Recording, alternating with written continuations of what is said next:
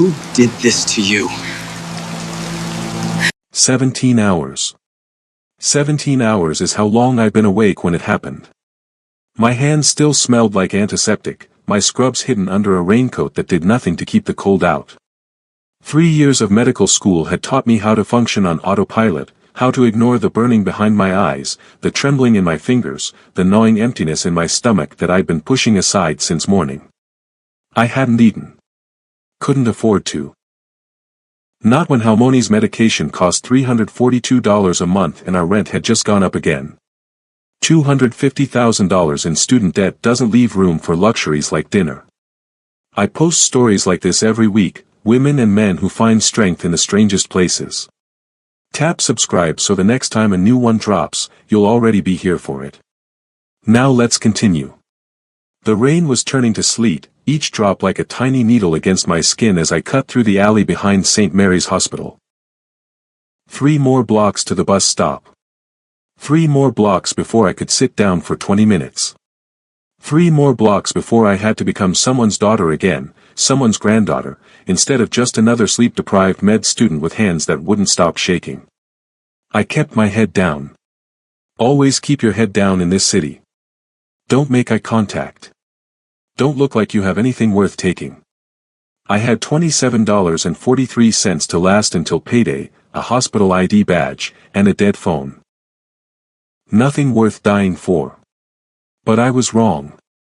So goddamn wrong. I didn't see them until they were already there. 3 shadows peeling away from the darkness, blocking the narrow passage between buildings. I stopped. Calculated.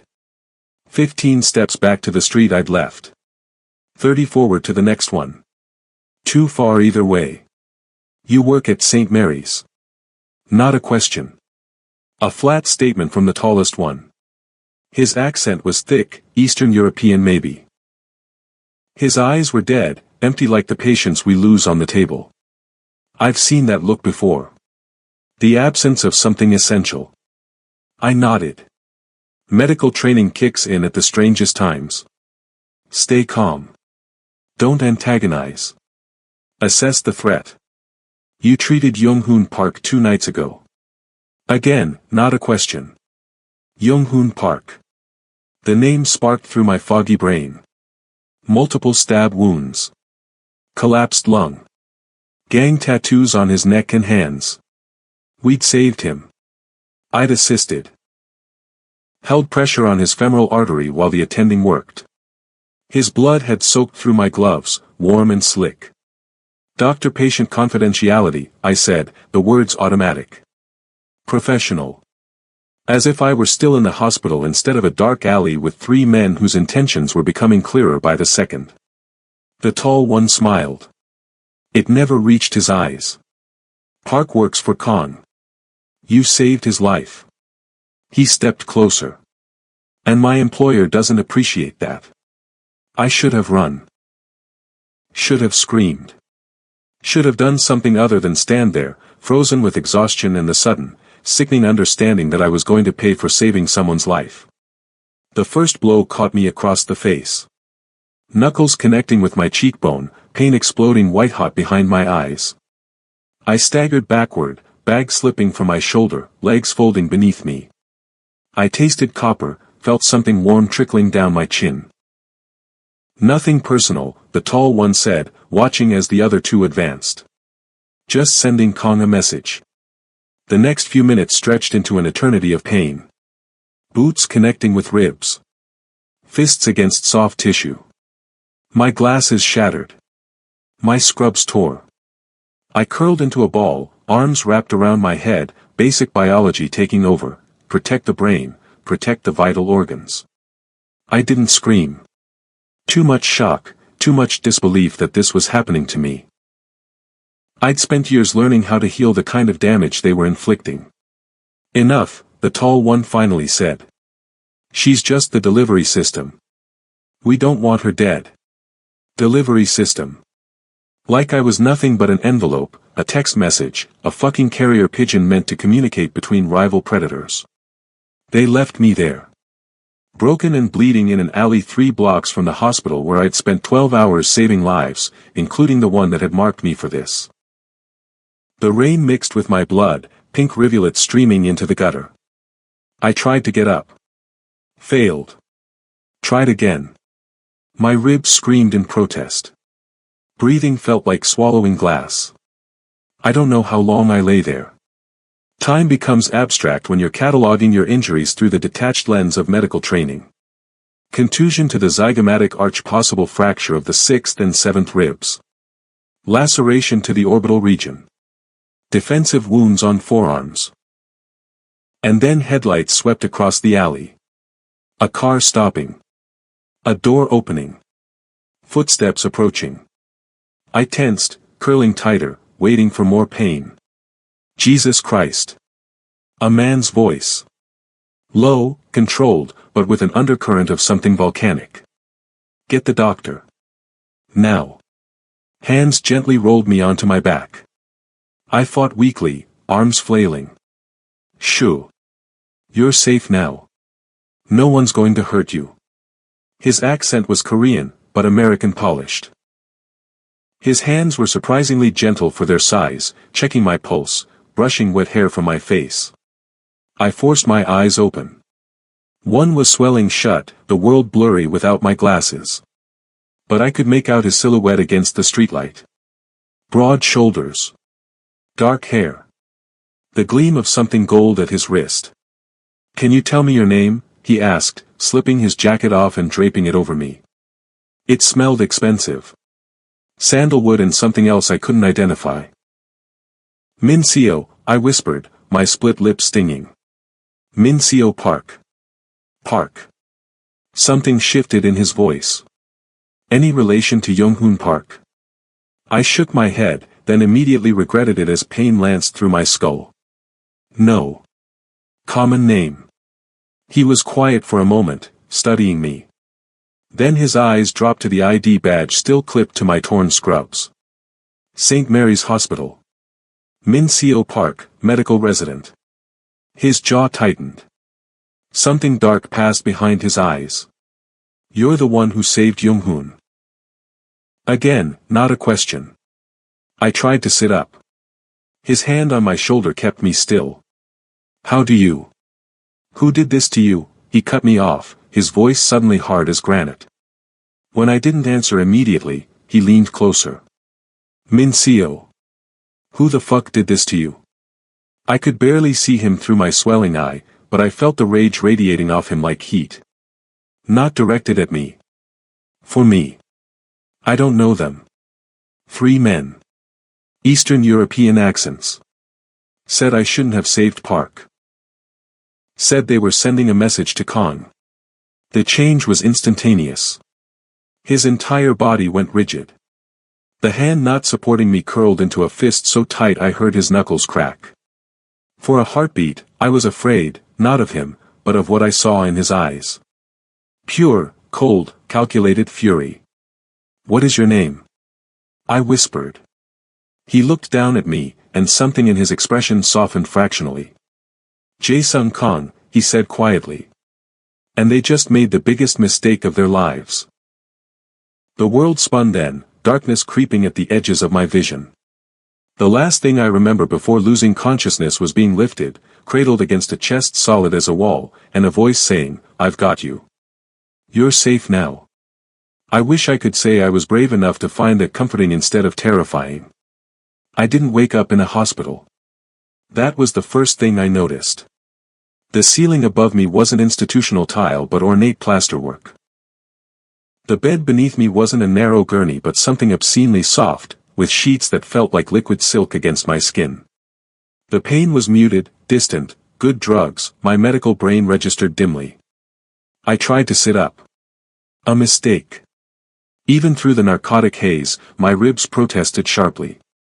Careful, a woman's voice said from nearby. You have 2 broken ribs and 1 cracked. Dr. Shin said minimal movement for at least a week. I turned my head to see a middle-aged Korean woman sitting in a chair beside the bed, knitting something blue and delicate. Her hair was pulled into a neat bun, her clothes simple but expensive looking. Where am I? My voice sounded strange. My lip was swollen, and I could feel stitches pulling when I spoke. Mr. Kang's residence, she replied, setting her knitting aside. I'm Mrs. Kim. I keep house for him. Fear spiked through the fog of medication. Kong. The name the men in the alley had mentioned. The name of the man who had found me. I need to go, I said, trying again to sit up despite the pain. My grandmother is being well cared for, Mrs. Kim interrupted gently. Mr. Kong has arranged for a live-in nurse at your apartment. Your grandmother took her medication an hour ago and is resting comfortably. I stared at her. How does he know about my grandmother? How does he know where I live? Mrs. Kim's expression remained placid. Mr. Kong is thorough. When he found you, he made it his business to know everything. Why? I demanded, fear giving way to anger. Why would he care? Who the hell is he? Someone you should not keep waiting, she replied, rising to her feet. He's been asking about you every half hour since you arrived. I'll tell him you're awake. She left before I could protest further. I lay there, cataloging everything that hurt, easier to count what didn't, trying to make sense of the situation. I was in a strange man's house. A man named Kong, who apparently had the resources to hire a nurse for my grandmother without even asking me. A man who was somehow connected to Young-hoon Park, the gang member I'd helped save 2 nights ago. A man the attackers had specifically mentioned. I wasn't stupid. I grew up in this city. I knew there were certain neighborhoods, certain businesses, certain names you didn't ask about. Kong was apparently one of those names. The door opened again, and I tensed, expecting the man from the alley. But it was another stranger, this one in a white coat, carrying a medical bag. I'm Dr. Shin, he said, bowing slightly. How are you feeling, Dr. Park? I'm not a doctor yet, I corrected automatically. Still a resident. He smiled faintly. Closer than most. May I examine you? I nodded, medical training overriding my unease. He checked my pupils, my pulse, the stitches along my eyebrow and lip. His hands were competent, clinical. I found myself assessing his technique even as he assessed my injuries. The rib fractures are clean, he said, pressing gently along my side. No displacement. Your left orbit has a hairline fracture, but your vision should be unaffected once the swelling subsides. 16 stitches total. Were you the one who treated me last night? I asked. Dr. Shin nodded. Mr. Kong called me immediately. You've been unconscious for about 14 hours, a combination of physical trauma, exhaustion, and the medication I administered. 14 hours. I'd lost almost a day. My grandmother is fine, he assured me. Mr. Kong was quite specific about her care. Nurse Cho has 20 years of experience with dementia patients. Your grandmother will likely receive better care than she has in years. The implication stung, though I knew it was true. I'd been stretched so thin trying to manage her care while in medical school, working nights to pay for her medication, sleeping 3 or 4 hours between shifts. How Moni deserved better than I could give her. But that didn't explain why a stranger was providing it. I don't understand, I said, frustration building. Why is he doing this? What does Jae-sung Kong want with me? Dr. Shin's expression shifted, becoming more guarded. That's for him to explain. But I will say this. I've known Mr. Kong for many years. If he's taken an interest in your welfare, you should consider yourself fortunate. Fortunate? I was beaten in an alley because of some connection to him I don't even understand. Dr. Shin closed his medical bag. Perhaps. But you're alive to complain about it, which might not have been the case if he hadn't found you. He handed me 2 pills and a glass of water from the nightstand. For the pain. Mr. Kong will be up shortly. I suggest you hear what he has to say. After he left, I swallowed the pills and sank back against the pillows, mind racing despite the drugs pulling me toward sleep again. What did Jae-sung Kong want with me? Why go to such lengths for a stranger he'd found bleeding in an alley? I didn't have to wait long for answers. He came while I was drifting in and out of consciousness. The quiet click of the door roused me. I opened my eyes to find Jae-sung Kang standing at the foot of the bed, watching me with an intensity that made my skin prickle. In the alley, I'd barely seen him through pain and darkness. Now, I could study him properly. He was tall, probably around 6 feet, with broad shoulders and the lean, powerful build of someone who regularly fought to stay alive. His face was striking rather than conventionally handsome, sharp cheekbones, strong jaw, eyes like black ice under straight brows. A thin scar ran along his left temple, disappearing into his hairline. He wore a charcoal suit that fit him perfectly, no tie, the top buttons of his shirt undone. A gold watch gleamed at his wrist. He looked like money and danger in equal measure. "How are you feeling?" he asked, his voice the same controlled baritone I remembered from the alley. Like I was used as a punching bag, I replied, too exhausted and drugged for politeness. "Why am I here instead of a hospital?" "Hospitals have too many eyes, too many ears, and too many records," he said, moving to sit in the chair Mrs. Kim had occupied. "And right now, the fewer people who know about you, the safer you are." Safer? I laughed, then winced as my ribs protested. I was perfectly safe before I treated Junghoon Park. Now I've been beaten, kidnapped. Rescued, he corrected sharply. Forcibly brought to a stranger's house, I continued, and apparently my grandmother has been assigned a caretaker I never approved. So forgive me if I don't feel particularly safe, Mr. Kang. He studied me for a long moment, his expression unreadable. "You have your grandmother's spirit," he finally said. I blinked, caught off guard. "You know my Halmoni?" Kang's mouth curved slightly at one corner, not quite a smile. "Suni Park. She operated a small clinic in Koreatown 30 years ago. Treated anyone who came through her door, regardless of whether they could pay. Never asked questions about gunshot wounds or knife cuts. Never judged." I stared at him, stunned. He was describing the grandmother I knew, the woman who had raised me after my parents died, who had taught me my first lessons in medicine, whose small, unofficial clinic had inspired me to become a doctor. But how did he know? "When I was 11, he continued, I stumbled into her clinic with a broken arm and 3 cracked ribs. Results of a disagreement with some older boys who didn't like Koreans in their neighborhood. I had no money. No insurance. No parents to call." His eyes held mine. "Your grandmother set my arm, taped my ribs, fed me soup, and told me to come back in 2 weeks. She didn't ask who I was or where I came from. She just helped." I felt a lump forming in my throat. That sounded exactly like Halmoni. Before the dementia took her mind, piece by precious piece, she had been the most compassionate person I'd ever known.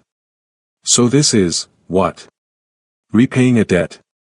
I asked, gesturing to the luxurious room, to my bandaged body. Kang's expression hardened slightly. "This is protecting what's mine." "I'm not yours," I shot back, anger flaring through the pain medication. "No," he agreed, "but you're Suni Park's granddaughter. You saved one of my men. And now, you've been attacked because of that connection." He leaned forward, elbows on his knees. "That makes you my responsibility. I didn't ask for your protection. You didn't have to." His voice was calm, implacable. 3 men connected to the Kozlov organization beat you and left you to die in an alley because you saved Junghoon's life. They knew exactly who you were and what message they were sending me. This isn't something you can walk away from, Min-seo. Not anymore. The way he said my name sent a strange shiver through me. No one had ever made those 2 syllables sound so significant. "What are you saying?" I asked, though I was beginning to understand, beginning to see the shape of the world I'd unwittingly stepped into. "I'm saying that you're under my protection now," Jae-sung said. "You'll stay here until you're healed. Your grandmother will receive the best care. Your studies won't be interrupted. I've already spoken to the chief of medicine at St. Mary's. And when you're well enough to leave, you'll have security with you at all times. And if I refuse? His eyes met mine, and I saw something cold and ancient in them. Something that had been forged in violence and hardened by necessity. Then I can't guarantee your safety or your grandmother's. Kozlov knows who you are now. He knows you matter to me, even if only by association. He'll use that. I wanted to argue. Wanted to tell him this was insane, that I didn't need his protection, that I could take care of myself and my grandmother as I always had. But the memory of those men in the alley, of boots connecting with my ribs, of the casual cruelty in their voices, it silenced my protests before they could form. I don't even know who you are, I whispered instead. Not really. Jae-sung was quiet for a moment, as if weighing how much to tell me. Then he said, I run the Korean syndicate in this city. Some people call it a gang. Some call it mafia. Some call it organized crime. I call it survival. His voice was matter-of-fact, without apology or pride. I protect our people when the law doesn't. I ensure businesses can operate without paying protection to outsiders. I keep our neighborhoods as safe as I can in a world that would happily see us destroyed. I should have been frightened. Should have been horrified to be lying in the home of a self-confessed crime boss. But all I felt was a strange, hollow acceptance. As if some part of me had always known there were men like Jae-sung Kang in the world, men who operated in shadows, who made their own laws, who protected what was theirs with whatever means necessary. And Young-hoon Park? I asked. What is he to you? One of my lieutenants. Loyal. Effective. The Kozlov organization targeted him to send me a message. When you saved him, you became part of that message. His jaw tightened. But they miscalculated. They thought hurting you would show me their reach. Instead, it showed me their stupidity. Something in his voice sent a chill down my spine. What are you going to do? Jae-sung stood, adjusting the cuffs of his shirt. Gold cufflinks winked in the soft lamplight. Don't worry about that. Focus on healing. Mrs. Kim will bring you food when you're ready. There are clothes in the dresser that should fit you. If you need anything else, use the phone by the bed. Someone will always answer. He turned to leave, but I called after him, Mr. Kang. He paused at the door, looking back at me over his shoulder. Thank you, I said reluctantly. For finding me. For helping my Halmoni. Something flickered in his eyes, surprise, perhaps, or something deeper. Your grandmother saved my life once, he said quietly. Maybe now I can return the favor through you. Then he was gone, the door closing softly behind him, leaving me alone with the realization that my life had irrevocably changed the moment I had placed my hands on Young-hoon Park's bleeding body. That I was now caught in the current of something larger and more dangerous than I could comprehend. That I was, whether I wanted it or not, under the protection of Jae-sung Kang. The next 3 days passed in a haze of pain medication, fitful sleep, and slowly healing wounds. Mrs. Kim brought me food on elegant trays, soft rice porridge with ginger, delicate broth with vegetables, tea in porcelain cups so fine I could see light through them. Dr. Shin came twice daily to check my injuries, change my bandages, adjust my medication. No one rushed me. No one demanded anything of me. It was the longest I'd rested in 3 years. I didn't see Jae-sung again during those days, though I heard his voice sometimes, low murmurs from other rooms, the occasional sharp command in Korean. The penthouse was vast, occupying the entire top floor of a high-rise overlooking the river. From my window, I could see the glittering skyline, the bridges spanning dark water, the constant flow of the city I'd been too busy surviving to ever really see. On the 4th day, I was strong enough to leave the bed. Mrs. Kim brought me clothes, simple, expensive things that fit perfectly, making me wonder how Jae-sung knew my size. I showered carefully, mindful of my stitches and bandages, then dressed in soft leggings and an oversized sweater that didn't press against my ribs. I found Jae-sung in what appeared to be a study, walls lined with books, a large desk overlooking floor-to-ceiling windows, the city spread out below like a living map.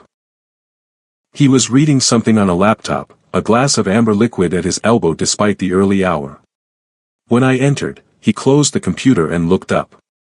"You're up," he said, rising to his feet with fluid grace.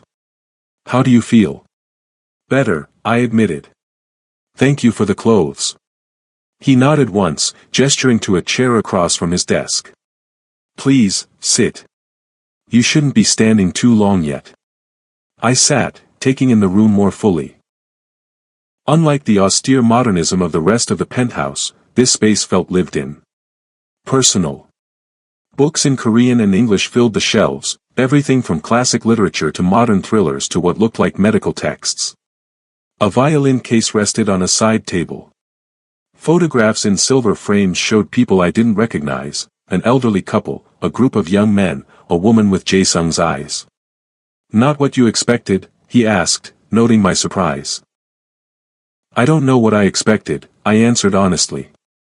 "Not this." A faint smile touched his mouth. "You thought perhaps weapons on the walls? Blood on the floor? The heads of my enemies mounted like trophies?" I flushed. "No, I just—" "It's all right," he interrupted. "I know the stories they tell about me. Some of them are even true." An uncomfortable silence fell between us. I broke it first. "I'd like to see my grandmother." Jae-sung nodded. "Of course. When Dr. Shin clears you for travel, I'll have someone take you to her. The nurse reports she's doing well. The new medication seems to be helping with the confusion." "New medication? What new medication?" Halfway in, and you can probably feel the tension shifting, fear turning to something more complicated. If this kind of slow burn transformation keeps you watching, subscribe and stay close. You'll never miss the next chapter when it drops. Dr. Shin prescribed a different combination after reviewing her records. It's an experimental treatment, but showing promising results for slowing progression. I stared at him. That treatment costs over $5,000 a month. Insurance won't cover it. "I'm aware," he said simply. Anger flared, hot and sudden. "I didn't ask for your charity." "It's not charity," he countered, his voice hardening slightly. "It's payment." "For what?" "For saving Young-hoon. For suffering because of your connection to me, however tangential." His eyes held mine. "And because your grandmother once helped a scared Korean boy who had nothing to offer in return." I looked away first, unsettled by the intensity of his gaze and the unwanted gratitude rising within me. The experimental treatment was something I'd researched extensively, knowing I could never afford it. Knowing that without it, Halmoni would continue to slip away, piece by precious piece. "Thank you," I said finally, the words difficult to force past my pride. Jae-sung inclined his head slightly, accepting my gratitude without comment. Then he changed the subject. "Dr. Shin says your ribs are healing well. The bruising is still severe, but the swelling in your face has gone down considerably." I touched my cheek self-consciously. The stitches pulled slightly at the movement. "He's a good doctor." "The best in the city," Jae-sung agreed. "He's been my personal physician for 15 years. I wanted to ask how a man who appeared to be in his late 30s had needed a personal physician for 15 years, but something in his expression discouraged the question. Instead, I asked about Young-hoon. "He's recovering well," Jae-sung said. "He asked about you. Wanted to thank the doctor who saved his life." "I was just doing my job," I murmured. "No." The single word was sharp enough to make me look up. "You did more than your job." The attending physician was ready to pronounce him dead. "You insisted they continue. You held pressure on his femoral artery for 23 minutes while they repaired the damage. You argued with the senior surgeon when he wanted to amputate the leg due to vascular compromise." His eyes locked on mine. "I know exactly what you did, Min Seo. Every detail. That wasn't just doing your job. That was refusing to let a man die when others had given up." I swallowed hard, unsettled by how much he knew. "How did you?" I make it my business to know everything about the people who matter to me, he said simply. I don't matter to you, I countered. You don't even know me. I know more than you think. He leaned back in his chair, studying me with those unervingly perceptive eyes. I know you're 26 years old. Only child of Suni's son, June Park, and his American wife, Sarah Miller. Both killed in a car accident when you were 11. Raised by your grandmother in her small apartment above the clinic in Koreatown. Graduated summa cum laude from the university at 20, accepted to medical school with a partial scholarship. Currently carrying $253,478 in student loan debt. Working 2 additional jobs to support yourself and your grandmother. Sleeping an average of 4 hours a night. Subsisting primarily on coffee and whatever food you can grab between shifts. My mouth had gone dry. It was all accurate. Frighteningly so. Why? I whispered. Why do you care about any of this? Jae-sung was quiet for a long moment, his expression unreadable. Then he said, because you remind me of someone I used to know. Someone who worked herself to exhaustion trying to care for others. Someone who never asked for help, even when she was drowning. His eyes darkened with what might have been pain. Someone I failed to protect. Before I could ask who he meant, a sharp knock came at the door. Jae-sung's expression closed off immediately, the momentary vulnerability vanishing like it had never been there. Enter, he called. A man stepped into the room, Korean, perhaps 40, with the alert, watchful eyes of a guard dog. He bowed slightly to Jae-sung, then spoke rapidly in Korean. I caught only fragments, something about the Russians, and last night, and what sounded like missing. Jae-sung responded in the same language, his voice calm but with an undercurrent of steel. The man nodded, bowed again, and withdrew. What was that about? I asked when the door closed. Nothing that concerns you, Jae-sung replied, though something in his eyes had changed. Something cold and predatory had awakened. You should rest more. Dr. Shin will examine you again this evening. It was a dismissal. I stood, wincing slightly at the pull in my ribs. Will I see you later? The question surprised us both.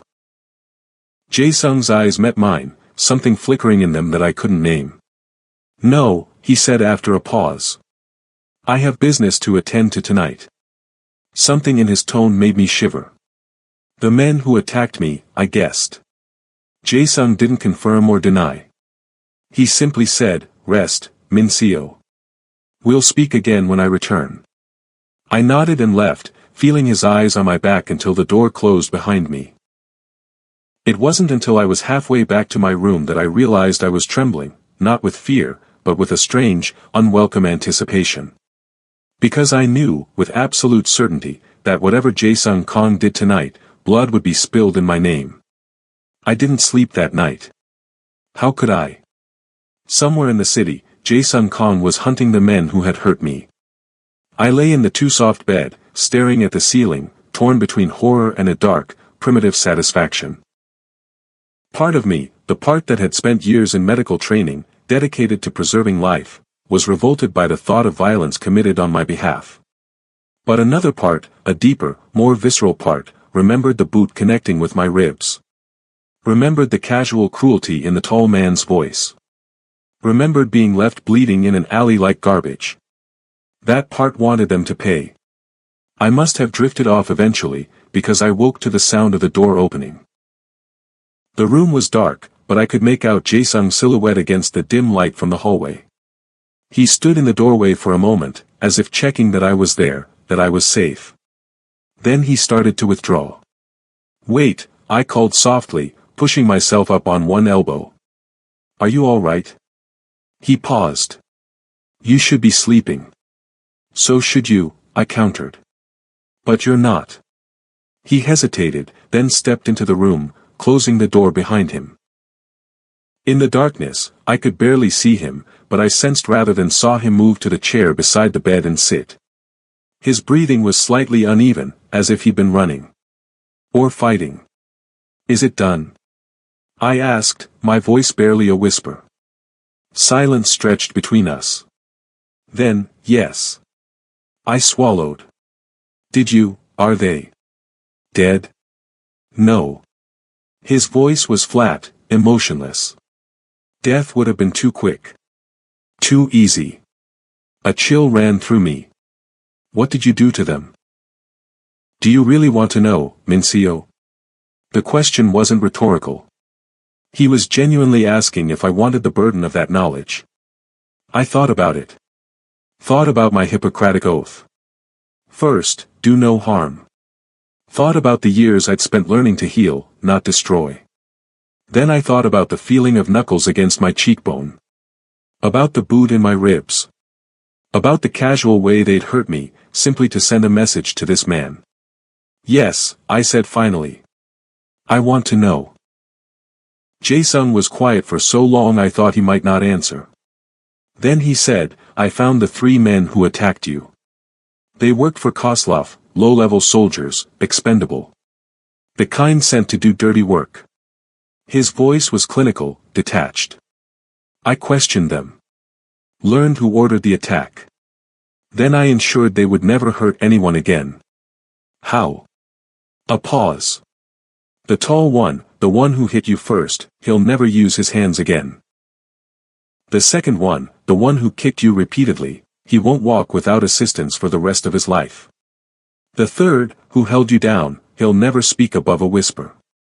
Horror and satisfaction warred within me. I should have been repulsed. Should have been sickened by such calculated vengeance. Instead, I felt a dark, primal relief. An eye for an eye. A hand for a hand. The oldest justice in the world. And their boss? I asked. Koslov? Jae-sung's voice hardened. He's next.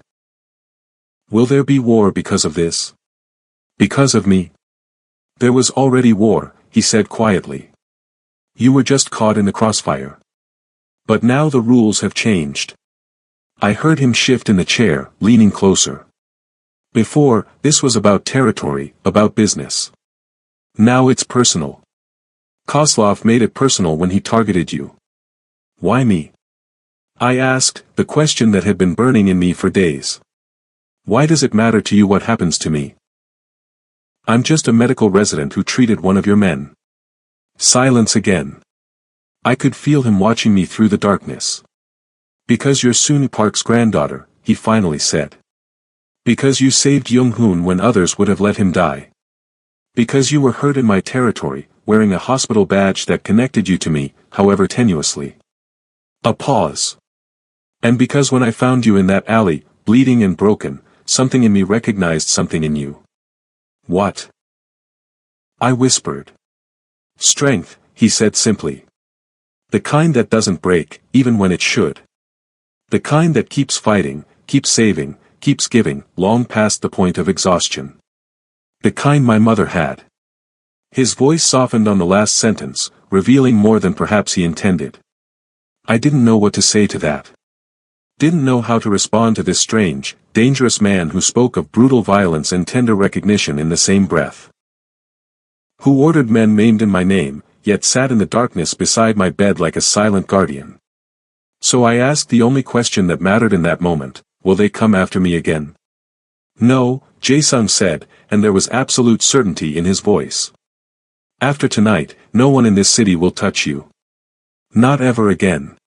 And despite everything, despite knowing what he was, what he had done, what violence he was capable of, I believed him.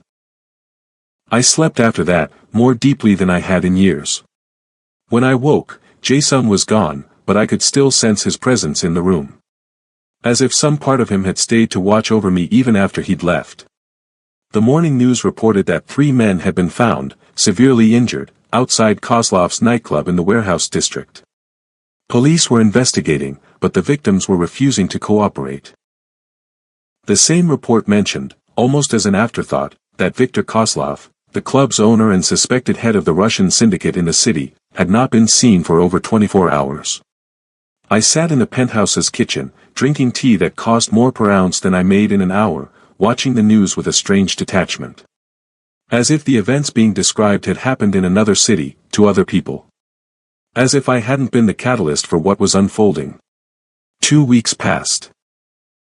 My bruises faded. My ribs knit together. The stitches came out. Then the envelope came. It arrived addressed simply to Mincio Park. Plain white, no markings. Mrs. Kim brought it to me with careful hands, as if it might explode. It was scanned, she said. No dangerous materials. I opened it with trembling fingers, pulling out a single photograph. My heart stopped. It was me. Standing at the window of my grandmother's apartment 3 days earlier. The image had been taken from the building across the street, with a telephoto lens powerful enough to capture the details of my face. On the back, written in neat Cyrillic script, a message, "Beautiful doctor. Safe for now. But for how long?"